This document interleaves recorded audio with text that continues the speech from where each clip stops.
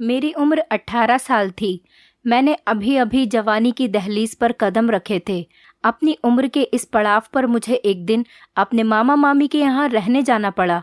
मेरी मामी मुझे देखकर बहुत खुश हुई, लेकिन जैसे ही शाम का वक्त होता मेरी मामी मुझे ऊपर बने एक कमरे में छुपा देती और मुझे मामा के सामने आने नहीं देती। एक दिन जब मुझे प्यास लगी तो मैं पानी पीने स्टोर रूम से बाहर आ गई।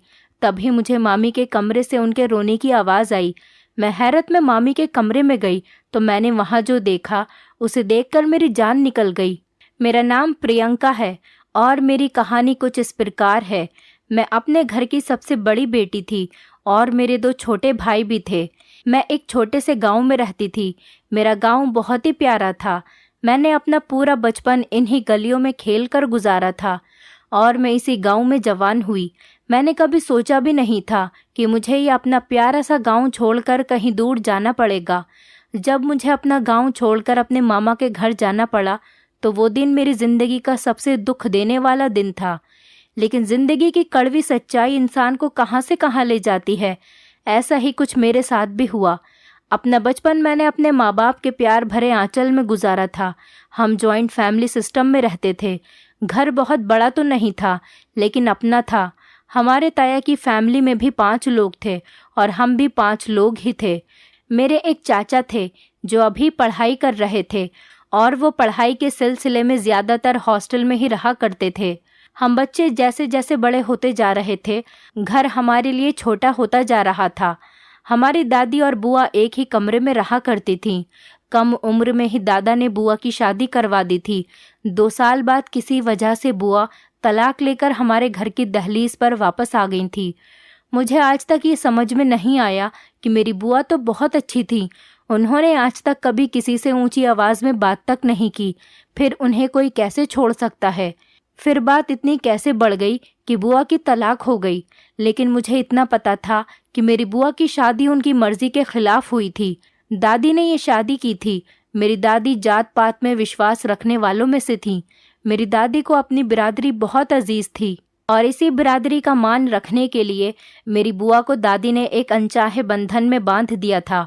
हमारी ज़िंदगी ऐसी बहुत सी कड़वी सच्चाई से भरी पड़ी थी। मेरी माँ और ताई की कभी भी आपस में नहीं बनती थी, क्योंकि बात ये थी कि मेरी माँ और ताई आपस में कजिन्स थीं और उन दोनों की आपस में कभी नहीं बनी थी। खैर, भाग्य ने ऐसा खेल रचा कि उन दोनों की शादी एक ही परिवार में हुई और ना चाहते हुए भी उन्हें देवरानी जेठानी बनकर एक ही घर में साथ में रहना पड़ा।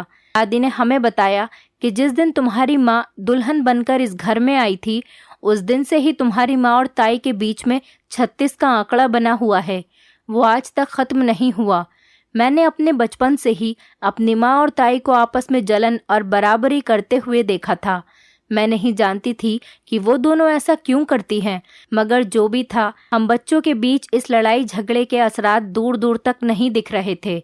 हमारी माएँ जितनी भी झगड़ालू और जिद्दी थीं, हम सब बच्चे आपस में इतने ही प्यार मोहब्बत से रहते थे। मेरी ताई की बेटी सारिका मुश्किल से मुझसे 2 साल बड़ी होगी। उसके भी 2 भाई थे, एक उससे बड़ा और एक उससे छोटा। सारिका का बड़ा भाई राहुल कॉलेज में पढ़ता था। वो पढ़ाई में बहुत तेज़ और होशियार था और मेरा और सारिका का पढ़ाई में बिल्कुल भी मन नहीं लगता था। हम दोनों ही बहुत निकम्मी थीं। हम दोनों की ही माएँ हमें इस निकम्मेपन और पढ़ाई से जी चुराने पर हर वक्त बातें सुनाया करती थीं। हमारा घर तो लोगों के हिसाब से बहुत छोटा था, लेकिन हमारे घर के पिछले भाग में एक बहुत प्यारा सा बगीचा था। यह बगीचा हमारी दादी की मेहनत और लगन का ही नतीजा था। मैं और मेरी ताया की बेटी सारिका, हम दोनों ही आम के पेड़ से तोड़कर कच्चे आम खाते थे। जब बाद में दादी को इस बात का पता चलता तो वो हमें अपनी लाठी से बहुत डराती थीं। अपनी माँ के डांट से बचने के लिए यह बगीचा हमारे लिए सबसे सुरक्षित जगह थी, क्योंकि दादी अपने बगीचे में किसी को पाँव भी रखने नहीं देती थी। ये अलग बात है कि मैं और सारिका अपने दिन का एक बड़ा हिस्सा इसी बगीचे में गुजारते थे। मैं इस वक्त 10वीं क्लास में थी। इस वक्त हमारे बोर्ड के पेपर होने वाले थे, इसीलिए राहुल हम दोनों को ही अपने पास बिठाकर ज़बरदस्ती पढ़ाता था। राहुल पढ़ाई में बहुत तेज़ था और घरेलू सियासत से दूर ही रहता था। जब उसने सारिका के साथ मुझे भी पढ़ाने की बात की कि पहले तो माँ और ताई के बीच इस बात को लेकर बहुत झगड़ा हुआ, पर जब दादी ने अपनी गरजदार आवाज़ में कहा कि प्रियंका और सारिका दोनों को ही राहुल पढ़ाएगा, तो माँ और ताई बिल्कुल चुप हो गईं, क्योंकि घर में दादी का बहुत खौफ था और माँ और ताई दोनों ही दादी से बहुत डरती थीं। यही वजह थी कि माँ और ताई दोनों अभी तक दिल पर पत्थर रखकर एक साथ ही एक घर में रह रही थीं, क्योंकि मेरे ताया और पापा कभी भी अपनी बीवियों की बात नहीं मानते थे। वो हमेशा दादी की ही बात मानते थे। यही वजह थी कि मेरी माँ और ताई हमेशा एक दूसरे पर गुस्सा निकालती थीं। बस समय निकलता गया और जैसे तैसे करके मैंने और सारिका ने 12वीं की परीक्षा पास कर ली और इसी बीच हम दोनों ने कॉलेज में दाखिला लिया। कॉलेज में दाखिला लेने के कुछ ही समय बाद मुझे कॉलेज में एक लड़के से प्यार हो गया।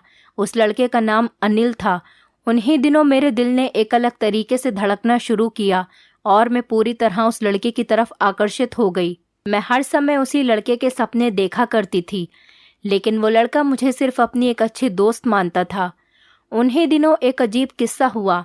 मेरे चाचा ने घर में किसी को बिना बताए शादी कर ली। इस बात का घर में सबको तब पता चला जब वो अपनी नई नवेली दुल्हन को लेकर घर आए। दादी ने चाचा को पहले तो बहुत बातें सुनाई।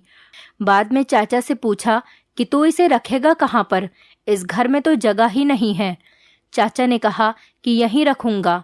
इस बात पर दादी ने उन्हें घूर कर देखा तो चाचा ने कहा कि अभी तो शहर में रखूंगा, लेकिन कुछ वक्त बाद मैं इसे यहीं लेकर आ जाऊंगा। एक दिन रुककर चाचा चाची को लेकर शहर चले गए, पर अब परेशानी ये थी कि जब चाचा चाची को लेकर बाद में यहाँ पर हमेशा के लिए रहने आएंगे तो वो कहाँ रहेंगे, क्योंकि घर में उनके रहने के लिए जगह नहीं है। इस बात का हल मेरी माँ ने कुछ इस तरह से निकाला कि पेपर ख़त्म होने के बाद जब मेरी छुट्टियाँ पड़ेंगी तो वो मुझे कुछ दिनों के लिए मामा के घर रहने के लिए भेज देंगी और फिर बात की बाद में देखी जाएगी। पेपर जब करीब आए तो राहुल ने मुझे और सारिका को पढ़ाना शुरू कर दिया। जैसे तैसे पढ़ाई करके मैंने और सारिका ने अपने पेपर दिए। पेपर ख़त्म हुए ही थे कि चाचा वापस आ गए और मुझे अपने मामा के घर जाना पड़ा। मामा के घर जाने से पहले कॉलेज अनिल से मिलने के लिए गई, लेकिन मैंने देखा कि उस लड़के के दिल में मेरे लिए कोई जज्बात नहीं थे, पर पता नहीं क्यों मेरे लिए उससे दूर रहना नाकाबिले बर्दाश्त था। पर मुझे एहसास हुआ कि मेरा प्यार एक तरफा है और तभी मैंने मामा के घर जाने का इरादा पक्का कर लिया। पर तब भी मेरे दिल में बहुत उदासी थी और दूसरी तरफ इस बात की खुशी भी थी क्योंकि मैं पहली बार मामा के घर जा रही थी। मेरे पापा और छोटा भाई मुझे मेरे मामा के घर छोड़ने के लिए स्टेशन पर गए। मेरे मामा और मामी मुझे लेने के लिए आए थे। उस दिन दूसरी बार मैंने अपनी मामी को देखा था। उससे पहले एक बार बस मैंने उन्हें अपनी बुआ की शादी में देखा था। तब भी मामा और मामी एक रात रुककर वापस चले गए थे, क्योंकि मामा जब भी हमसे मिलने हमारे घर पर आते थे तो वो अकेले ही आते थे। वो मामी को अपने साथ लेकर नहीं आते थे।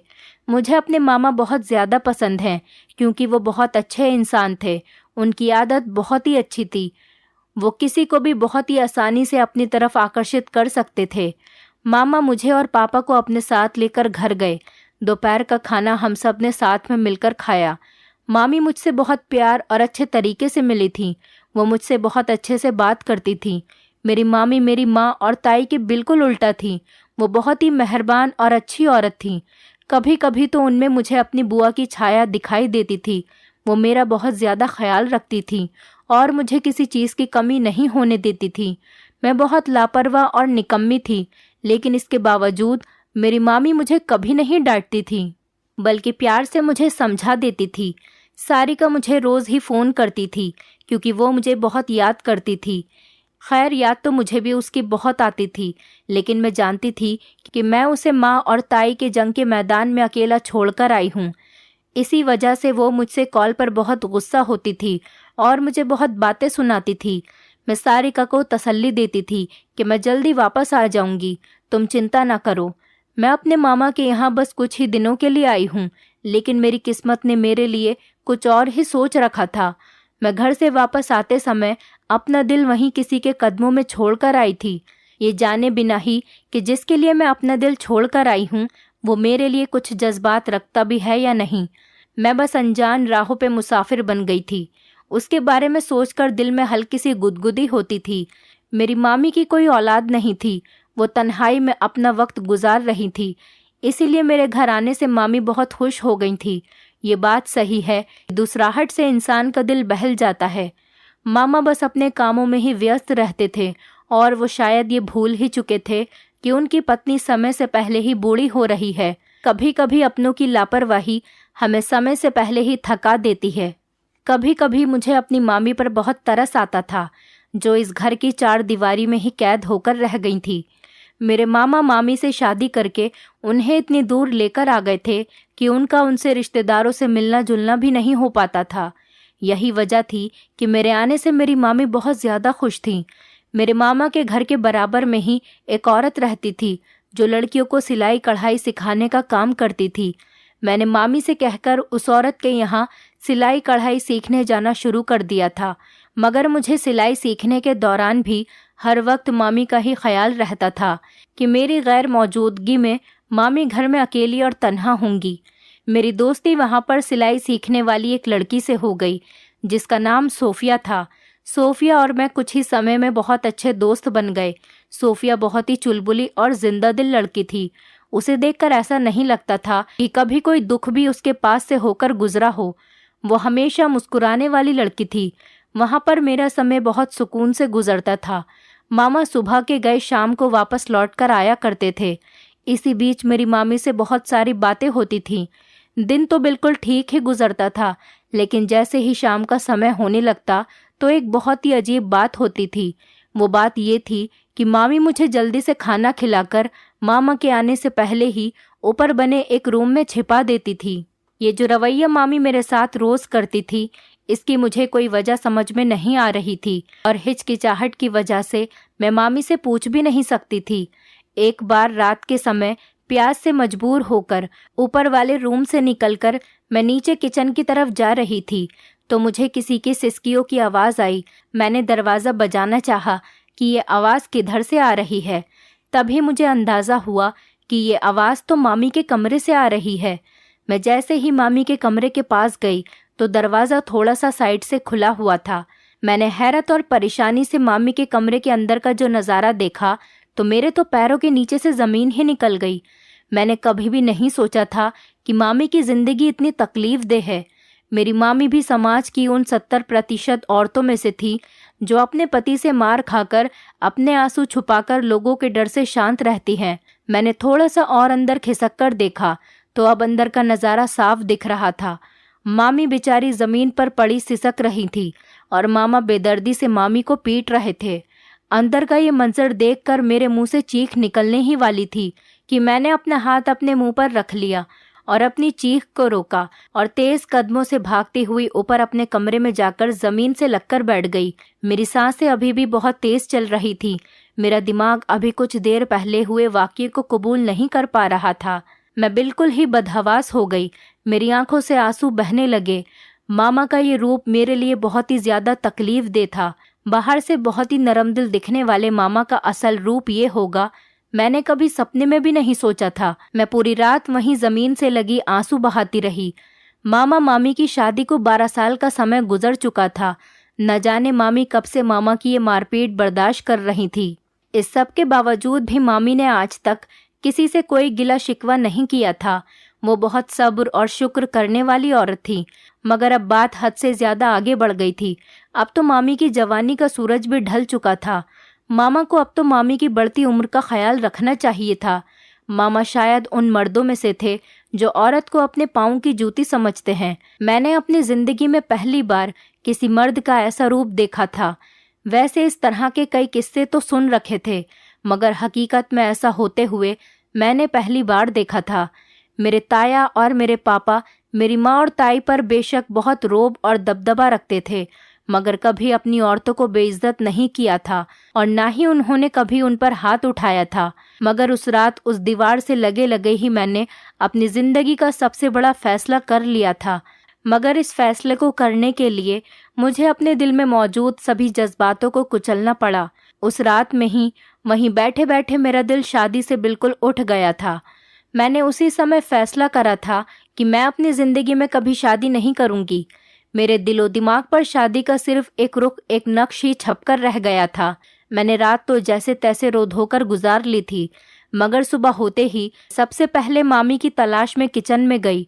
मैंने जाकर देखा तो मामी नाश्ता बना रही थी। मामी सबसे पहले मामा के लिए नाश्ता बनाती थी। ऑफिस जाने के बाद मामी घर की साफ सफाई में लगती थी। वो कामों में व्यस्त होकर अपनी जिंदगी की तकलीफों को भुलाने की पूरी कोशिश करती थी।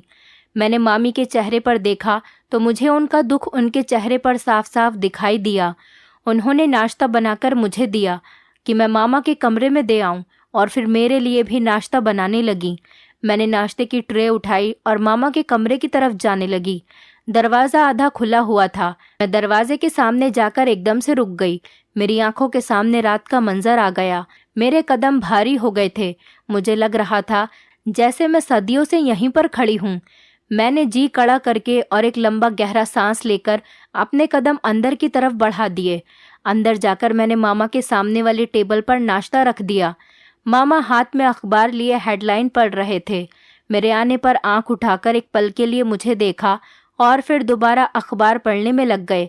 मैंने नज़र उठाकर मामा को देखा तो उनके सीधे सादे चेहरे के पीछे छुपे उनके खतरनाक चेहरे को देखकर मेरे पूरे जिस्म में झुरझुरी तारी हो गई। मैंने सोचा न जाने अब और क्या क्या देखना बाकी था। तो पूरा दिन मैंने मामी की जांच पड़ताल करने में निकाला। मैं उनसे कुछ पूछने और ना पूछने के विचार में गुमसुम रही। इसी तरह रात हो गई और मामी के कहने से पहले ही मैंने रात का खाना खाया और ऊपर वाले कमरे में जाकर लेट गई। मैंने कुछ देर वहीं सोच विचार में गुजार दी और फिर मोबाइल उठाकर सारिका को कॉल लगाई। उससे कुछ देर बात करने से मेरा दिल बहल गया था। वो मुझे माँ और ताई के बीच में हुए ताज़ा झगड़े के बारे में बता रही थी। हम दोनों की माँ और ताई के बीच होने वाली लड़ाई को ज़्यादा दिलचस्पी से नहीं लेते थे, पर आज मैं उसकी इस बातचीत पर दिल से मुस्कुरा भी नहीं रही थी। तभी वो मुझसे बार बार पूछ रही थी कि तुम ठीक तो हो ना, मगर मेरे पास उसे झूठी तसल्ली देने के अलावा कोई दूसरा रास्ता नहीं था। जब आधी रात का समय गुजरा तो मैं हल्के हल्के कदमों से बाहर आई। आज फिर वही नज़ारा था। मामी के कमरे के बाहर से सिसकियों की आवाज़ आ रही थी। मैंने चुपके से अंदर कमरे में झांक कर देखा तो कल की तरह ही नज़ारा था। मैं तेज़ कदमों से भागकर अपने कमरे में वापस आ गई। मैंने सोने से पहले अपने आप से ये पक्का वादा ले लिया था कि चाहे कल कुछ भी हो जाए, मैं मामी से इस मुद्दे पर बातचीत करके ही रहूँगी। अगली सुबह जैसे ही मामा ऑफिस जाने के लिए निकले तो मैंने मामी से कहा कि सब काम छोड़कर मेरे पास आकर बैठ जाएं। मुझे आपसे कुछ ज़रूरी बात करनी है। मामी मेरी बात सुनकर मेरे साथ आंगन में आकर बैठ गईं। मामी ने मुझसे पूछा कि क्या हुआ बेटा, क्या बात है? घर पर सब ठीक तो है ना? मैंने कहा जी मामी, घर पर तो सब ठीक है। मैंने मामी से कहा मुझे आपके बारे में आपसे कोई बात करनी है। मामी हैरत में आ गईं और बोली मेरे बारे में? मामी ने हैरत भरी नज़रों से मुझे देखा। मैंने मामी से पूछा कि मामी अब आप मुझे बताएंगी कि मामा के इस सुलूक की असल वजह क्या है और वो कब से आपको इस तरह मारते आ रहे हैं। मेरे मुंह से ये बात सुनकर मामी का रंग ही फीका पड़ गया। मामी ने पूछा बेटा तुम्हें इस सब के बारे में कैसे पता चला? तो मामी को मैंने उस रात के बारे में बताया और कहा कि मैंने मामा को आपको मारते हुए देख लिया था। मामा आपको किस तरह बेदर्दी से पीट रहे थे। अब मुझे समझ आया कि आप रात को क्यों मामा के आने से पहले मुझे ऊपर वाले कमरे में भेज दिया करती थी। अब आप मुझे सब कुछ सच सच बताइए कि मामा के इस रवैये के पीछे की असल वजह क्या है। आखिर वो आपको क्यों मारते हैं? मेरे ज़्यादा जोर देने पर मामी ने एक गहरी सांस ली। मामी ने मुझे बताया कि बेटा ये किस्सा आज का नहीं है, ये किस्सा तो बहुत पुराना है। ये बात मेरी शादी से 5 महीने बाद की है। जब एक दिन मामी बताती गईं और मैं हैरत के समुंदर में डूबकर मामी की दर्द भरी कहानी सुनती गई। वो दिन हकीकत के बयां होने का दिन था। उस दिन मुझे बहुत कुछ ऐसा पता चला कि जिसके बारे में परिवार में कोई भी नहीं जानता था। मामी सब कुछ बताने के बाद मुझसे बोली कि बेटा मैंने 12 सालों में आज पहली बार किसी इंसान के सामने अपना दिल खोल कर रखा है। बेटा तुम्हारा बहुत एहसान होगा। ये जो बातें मैंने तुम्हें बताई हैं तुम ये किसी को भी मत बताना, खास तौर पर अपनी माँ को बिल्कुल भी मत बताना। मैं नहीं चाहती कि सालों से बचाए हुए मेरे इस रिश्ते को अब जाकर कोई ठेस पहुँचे। मेरे पास ऐसा कोई नहीं है जो मेरे साथ खड़ा हो सके। मैंने बेबसी से मामी की तरफ देखा और मामी से पूछा कि मामी, इतने सालों से चुप रहकर ये सब सहकर आपको आखिर क्या मिला? उल्टा आपने अपने ऊपर जुल्म किया है। अब बस बहुत हुआ। क्या आप अपनी पूरी जिंदगी ऐसे ही गुजार देंगी? मैं आपको ऐसा कभी भी नहीं करने दूंगी। मेरी बात सुनकर मामी ने कहा कि तुम अभी बच्ची हो और इन सब बातों को नहीं समझती हो, इसलिए इस तरह की बात कर रही हो। हमारे समाज में तलाकशुदा औरतों की जगह बहुत मुश्किल से बनती है। मैंने कहा, ये सब उसूल बनाने वाले भी तो हम ही हैं ना। अगर हम सब मजबूरियों को वजह बनाकर इस सब को ऐसे ही चलता रहने देंगे तो ये सब कभी ख़त्म नहीं होगा। किसी न किसी को तो इसे रोकना ही होगा। अगर आज हम अपनी तरफ उठाने वाली एक उंगली को नहीं रोक सकते तो कल को पूरा हाथ हमारी तरफ ही उठेगा। हम लोगों को होश ही तब आता है जब पानी सर से ऊपर गुजर जाता है। ये सब्र और बहादुरी की बात नहीं है कि इस तरह का सलूक बिना किसी वजह के बर्दाश्त किया जाए। मेरी नज़र में तो ये एक बुज़दिल की पहचान है। आपकी तो कोई ऐसी मजबूरी भी नहीं और आप सिर्फ यही सोच रही हैं कि समाज क्या कहेगा। इस बात का रोक पाल कर बैठ गई हैं।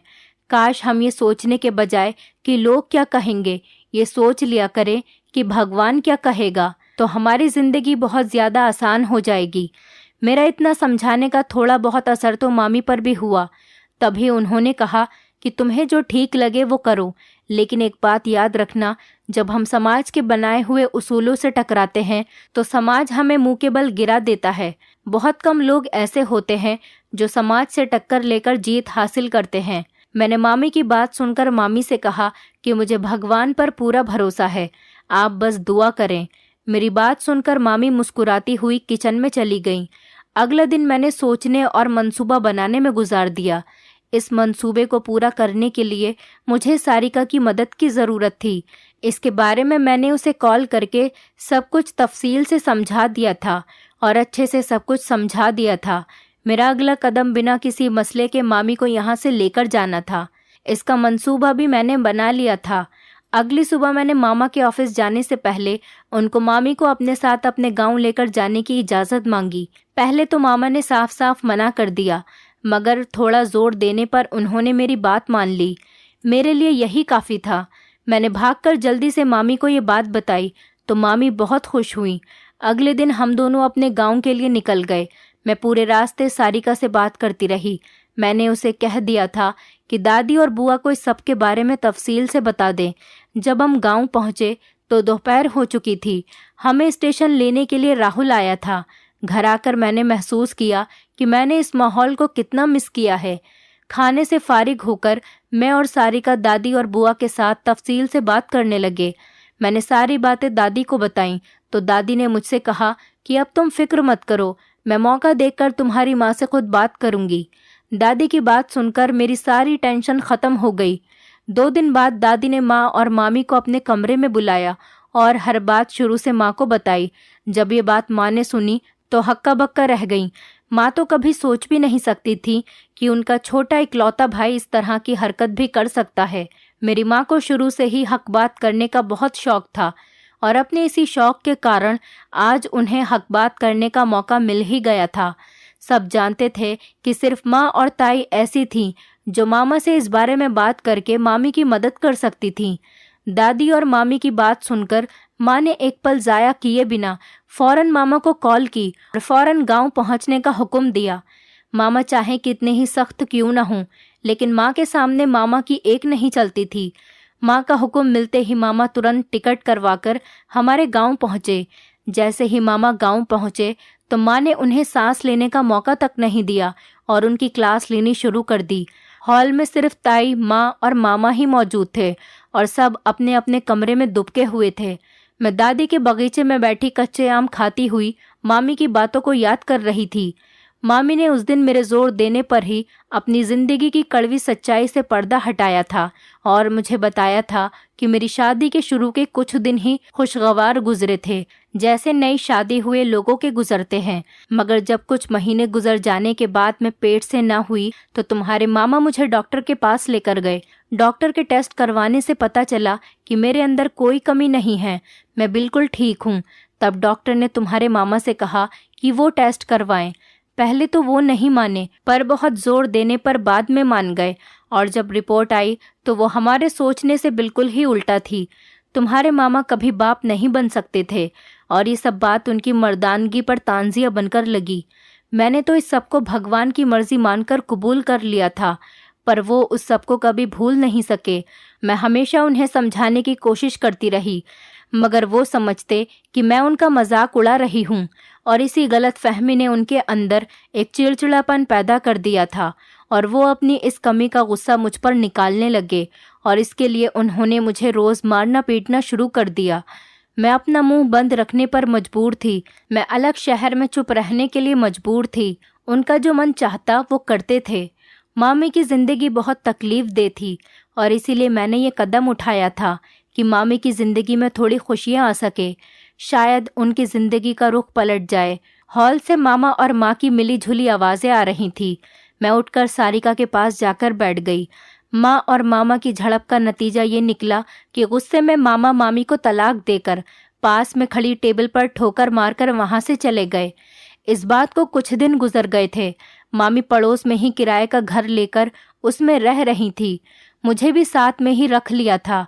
उन्हीं दिनों राहुल ने घर के ऊपर एक और पोर्शन बनाने का सोचा, क्योंकि घर छोटा पड़ रहा था। मेरा कमरा तो पहले ही चाचा और चाची के इस्तेमाल में था, इसीलिए राहुल ने ऊपर अलग पोर्शन बनाने का इरादा किया था, और इस काम के लिए राहुल ने दादी को मना भी लिया था। दादी भी इस घर में कोई बदलाव नहीं चाहती थी, क्योंकि उन्हें यह घर बहुत प्यारा था। कुछ समय बाद मैं और सारिका कॉलेज पास कर चुके थे, तो ऊपर का पोर्शन भी पूरी तरह से बनकर तैयार हो चुका था। उन्हीं दिनों माँ और ताई की कड़ी कोशिशों के बाद एक उम्र में बड़े मगर अच्छे आदमी से मामी की शादी करवा दी गई। मामी अब अपनी ज़िंदगी में बहुत खुश थीं। उन्हीं दिनों राहुल भी नौकरी करने लग गया था, और तभी ताई राहुल की शादी के लिए अच्छी लड़की की तलाश करने लग गई थी। मेरा तो शादी से भरोसा ही उठ गया था। सारिका ने मुझे बताया कि ताई ने राहुल के लिए एक अच्छी लड़की ढूंढ ली है, और अब राहुल भैया की शादी उस लड़की से हो जाएगी। राहुल का रिश्ता पक्का होने के कुछ ही दिनों बाद उसकी शादी बहुत धूमधाम से हुई। हम सब ने उसकी शादी में बहुत ही मज़े किए, और धीरे धीरे माँ और ताई के बीच की लड़ाई झगड़ा भी ख़त्म हो गया। अब हम सब अपने पूरे परिवार के साथ मिलजुल कर बहुत खुशी से रहते हैं। दोस्तों, उम्मीद करती हूँ आपको हमारी कहानी पसंद आई होगी। कहानी पसंद आई है तो वीडियो को लाइक करें, चैनल पर नए हैं तो चैनल को सब्सक्राइब करें, और हाँ, नोटिफिकेशन बेल को ज़रूर दबाएं ताकि अगली अपडेट सबसे पहले आपको मिले।